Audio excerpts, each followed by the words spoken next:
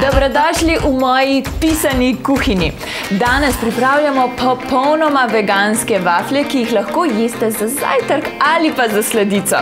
Začnemo kar z mandljevim mlekom. Potrebujemo 160 ml, ki ga zmešamo z jabolčnim kisom.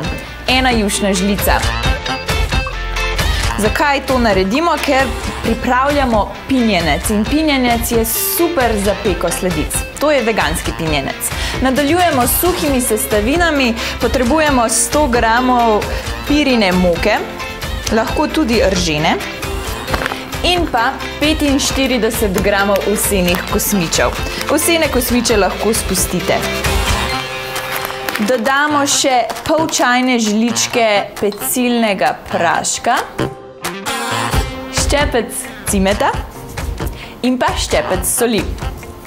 Zdaj to na hitro zmešamo in kar vlijemo naše tekoče sestavine. Mandljevo mleko, 3 jušne žlice kokosovega olja in pa 1 jušna žlica javorjevega sirupa. In zdaj čisto enostavno vse premešamo.